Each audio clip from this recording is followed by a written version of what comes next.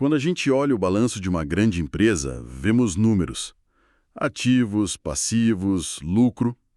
Mas assim, por trás desses números existe uma rede, sabe? Às vezes uma teia bem complexa de outras empresas, controladas, parceiras, estruturas financeiras. E a pergunta que fica é: o que essa teia realmente significa? Onde é que estão os riscos escondidos? Para investigar isso, a gente precisa de quase um manual de detetive corporativo. E esse manual existe.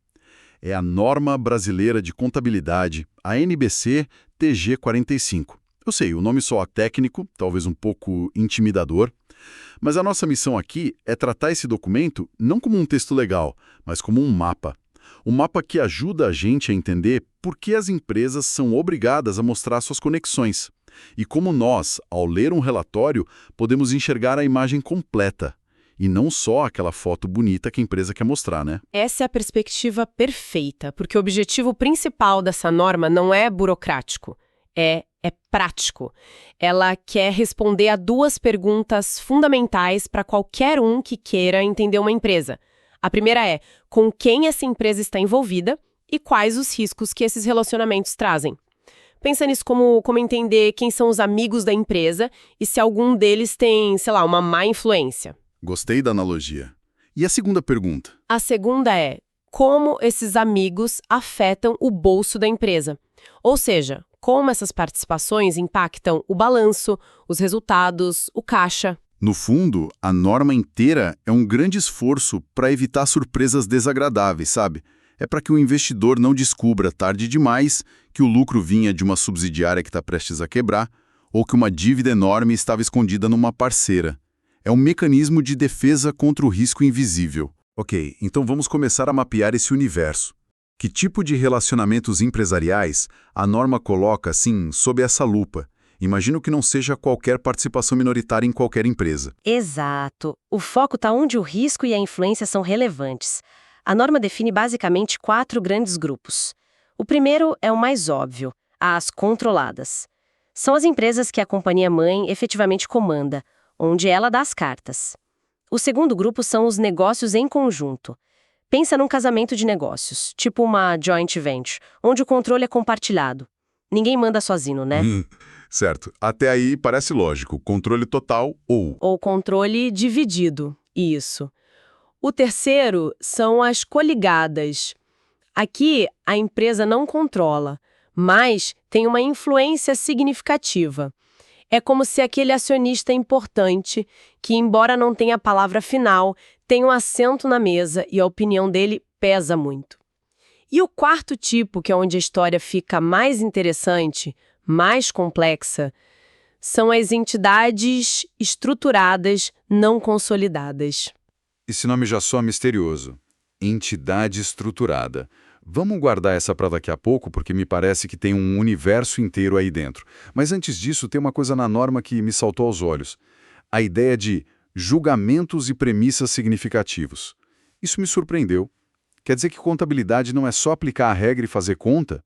Existe espaço para interpretação? Existe, e é um espaço enorme. E absolutamente crucial.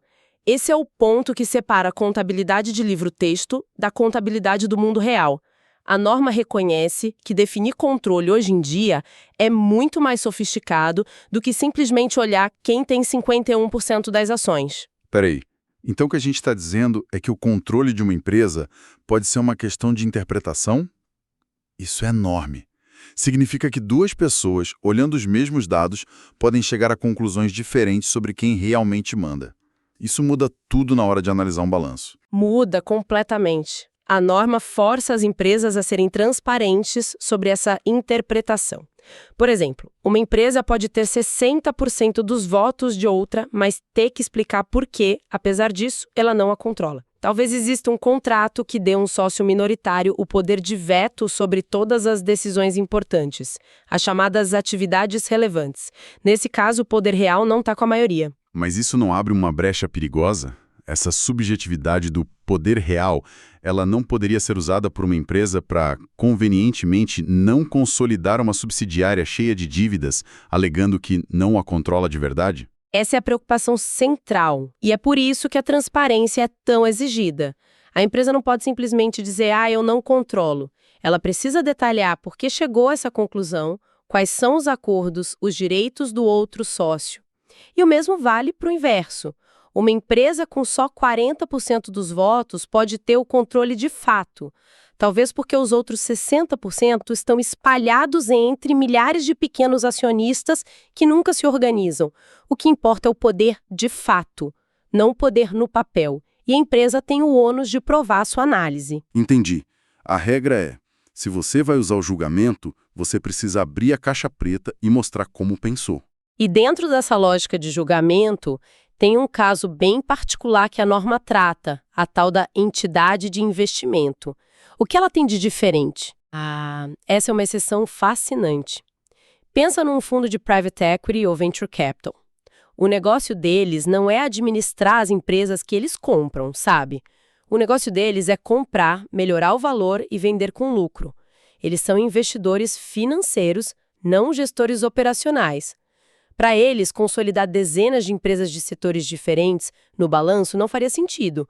Não informaria melhor o investidor. Faria mais sentido mostrar o valor de mercado de cada um desses investimentos, se imagina. Exatamente. Então, a norma permite que essas entidades de investimento não consolidem suas controladas. Em vez disso, elas as medem pelo chamado valor justo, que reflete o valor de mercado. Mas, de novo, para evitar abusos, a empresa precisa justificar porque ela se encaixa nesse perfil. Ela tem que provar que o propósito dela é investir para ganho de capital e não para criar um império industrial. Certo. A norma dá a saída, mas exige o pedágio da transparência. Faz todo sentido. Vamos então mergulhar nesses tipos de entidade, começando pelas mais comuns, as controladas. O que mais a gente precisa saber sobre elas, além do fato óbvio de que a empresa-mãe manda? A grande questão sobre as controladas é entender se o grupo econômico funciona como um corpo só ou como feudos separados. E um ponto crucial para entender isso são as restrições significativas. A norma obriga a empresa a dizer se existem barreiras que impedem o dinheiro de uma controlada de fluir para a controladora. Isso é interessantíssimo. Então, uma subsidiária pode estar cheia de dinheiro, mas esse dinheiro está preso lá. Isso significa que a empresa-mãe pode parecer rica no papel, mas na prática não consegue usar aquele caixa para pagar as próprias dívidas. Exatamente. Pode ser uma restrição regulatória, um contrato com credores da própria subsidiária ou leis do país onde ela opera. O investidor precisa saber sobre essas jaulas de ouro financeiras. Outro ponto vital é a divulgação da participação de não controladores, ou seja, a fatia dos sócios minoritários. É preciso deixar claro qual parte do lucro e do patrimônio daquela subsidiária pertence a eles. Isso evita a ilusão de que 100% do sucesso da controlada vai para o bolso dos acionistas da controladora. É uma forma de lembrar que, embora você controle o carro, uma parte dele pertence a outra pessoa. E quando não há esse controle total? No caso de negócios em conjunto ou coligadas, onde a empresa é mais uma parceira do que a dona. Nesses casos, a lógica muda. O foco não é o controle, mas o compromisso e o risco compartilhado. É como um casamento de negócios, e o balanço precisa refletir não só os benefícios dessa união, mas também as obrigações. A norma exige que a empresa mostre a natureza dessa parceria e, para as mais importantes, apresente um resumo financeiro. Quanto elas têm de ativos, de dívidas, quanto geram de receita e lucro. Para ter uma ideia se o parceiro é saudável financeiramente. Isso. E, mais importante, a norma olha para o futuro.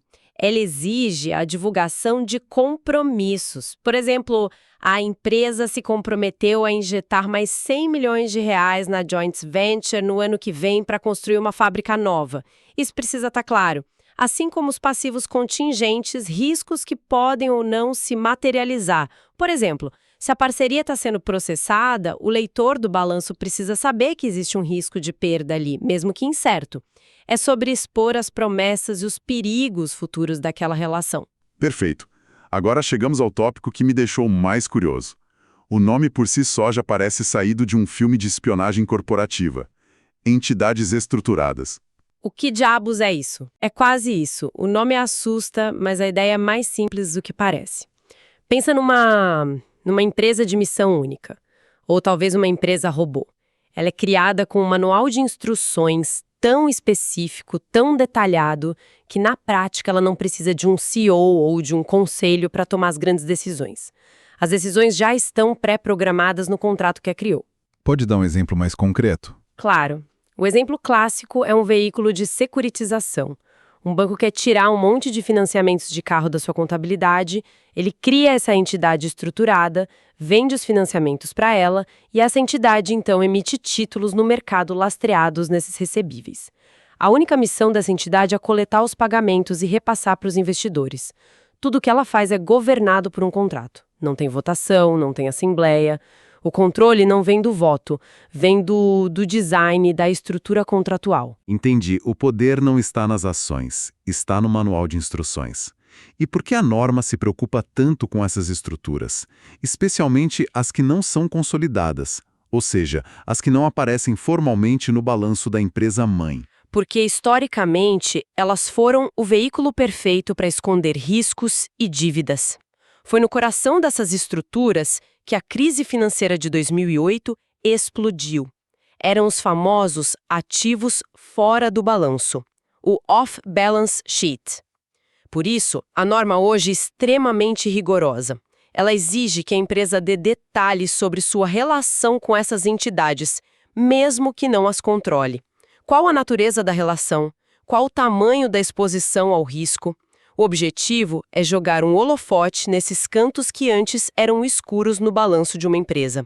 E como a norma faz isso? Como ela detecta um risco que nem mesmo o contrato mostra? Aqui está o ponto que eu considero genial na norma.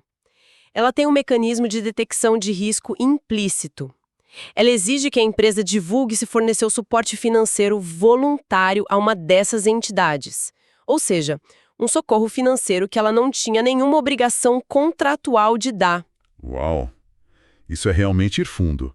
É como perguntar, você ajudou esse seu amigo mesmo sem precisar? Exatamente. E a empresa precisa explicar por que fez isso. A resposta a essa pergunta é um indicador poderosíssimo. Ela pode revelar que, embora o contrato dissesse que não havia obrigação, a empresa se sentiu pressionada a fazer o resgate para proteger a própria reputação. Ou que a interdependência econômica entre ela e a entidade era tão grande que deixá-la quebrar causaria um dano imenso ao seu próprio negócio.